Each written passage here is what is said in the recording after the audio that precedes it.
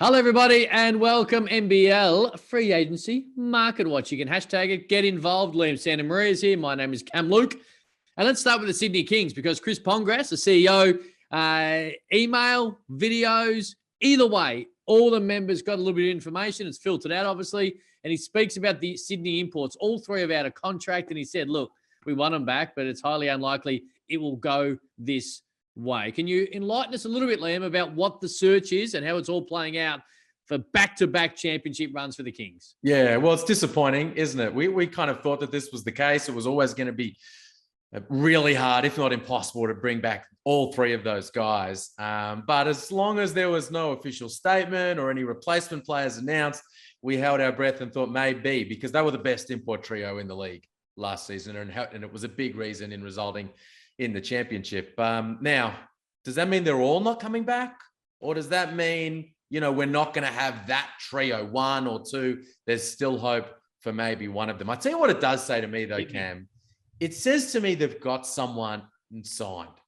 Because it's at this point where you start to put a little bit out to just make sure people just start to let people know this is the direction things are going, just to temper expectations and get ready for something new. So I feel like there's some things going on behind the scenes there with the Kings. Like who? I don't know. Zero. But I will say this. Hit me. It means that also they're going to be very active at Summer League. Chris Pongras, Chase Buford, it means they're going to go to Summer League, unlike a couple of these other teams who are going to have most of their guys already signed and maybe not going to have to do as much wheeling and dealing. They're going to be there, they're going to be recruiting, and they're going to need to add a couple of guys. Which, to be fair, isn't anything, again, like you just mentioned earlier about the unlikely of them coming back. It's not a bombshell. It's also not a bombshell that a couple of these teams, and Sydney are one of them, where they're going to use Summer League to really replenish whatever import stocks they are going to need to do. It's interesting. But they got to be in Sydney because they're going to watch their next star go around, Liam.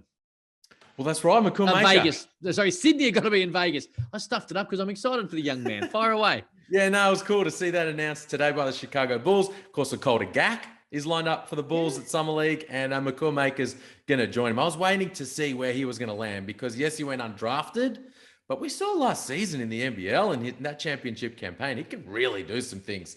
And was always going to land on a Summer League roster. So he's going to play with the Bulls. Didn't see Bull Qual's name on that roster, unfortunately. So that didn't play out. He's joining up with the South Sudanese national team for their World Cup qualifiers. But Mccoy Maker is going to be on deck there in Vegas. Now, obviously, inconsistency is part of growing up in anything, and in particular when you're a young player. And also breaking into a deep team is incredibly hard to do.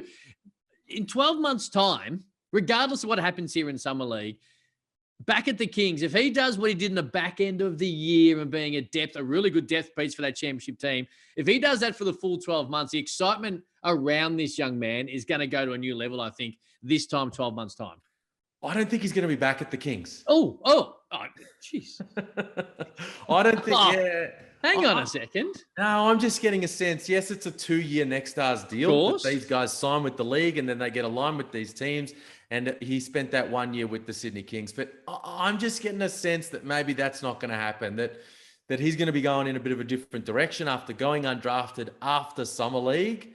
Like what direction are you talking about? No, I don't know. Maybe the G League route, perhaps. Hey, maybe if any other NBL teams are keen to throw their hat in the ring, but I'm just getting a feeling or a sense from around the traps that he may not be with the Kings next season. That shocked me a little bit. I'll grant that.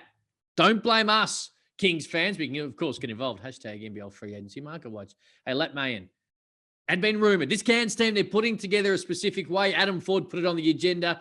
And almost in day one of free agency, it might have even been before that. This is how they want to build the team. This is how they want to play, and he fits into that mold. He sure does, yeah. Playing for the Cairns Marlins in NBL 1 North, doing some good things, 19 points a game. And this is a guy 6'9", out of Nebraska. Adam Ford, as he is prone to do, has been watching this guy over the last couple of years. And you're right, he's shooting the heck out of the ball right now. 53% from three so far in the NBL 1 at around, I think, 6 3-point attempts per game. So he's stroking that thing right now. There's some shades of Quatnoy in him because he's a guy who played mostly 4 in college. Are they going to want him to come over and play the 3 for the most part, I think, here. So he's going to have to sort of make that adjustment. But yeah, we just sort of knew this was going to happen. Nice to have it announced. And they've got another exciting talent on that roster. Talking about young, exciting talents, from what I read, Owen Foxwell was always set to go collegiate. He was going to go over and do the college thing. Then he gets some minutes in a throwdown. All of a sudden comes on, splashes a three. Everyone goes nuts. Homicide was losing his mind.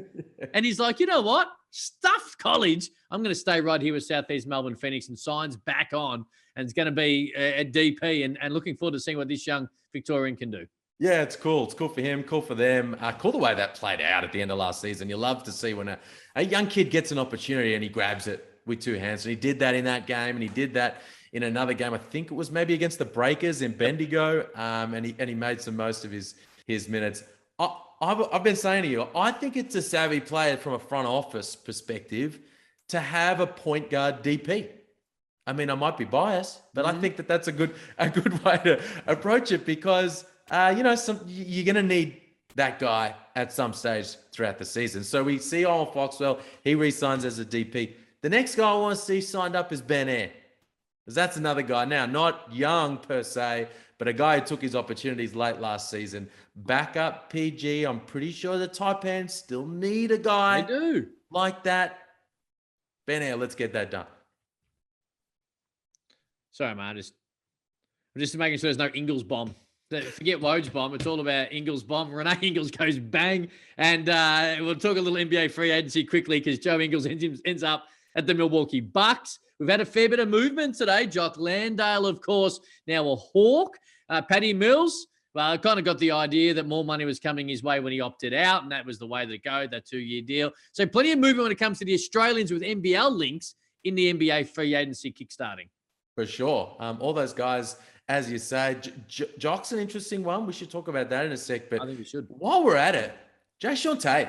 Oh, yes. 22 million buckaroonies for JT. How good is that? A year in Belgium, a year with the Sydney Kings. And that was really the breakout year. Will Weaver, Andrew Bogut, they go to the Grand Finals series, all NBL first team. And then, bam, hits the ground running with the Rockets. All rookie first team. And now look at him a couple of years later, 3-year deal, 22 million bucks, an absolute personal from his perspective, but also NBL success story. That's huge. But Jock. Yeah. What do you make of it? Well, I find it interesting. I think it's a bit unfortunate, because, he was really excited about being a part of that San Antonio organization. Brett Brown was also coming into the mix, signed up as an assistant coach. And so this is the reality of the business, isn't it? You get packaged into a deal like this, and he's on his way to Atlanta. Now, that creates some instability in his situation. Does he wind up locked into that roster with that team from the get-go and throughout the whole season? Or does it play out differently? Is he all of a sudden available again on the NBA market, but also on the international market? What does that mean for teams like in the NBL, who are keen for a big guy? Makes things interesting in terms of Jock Landale.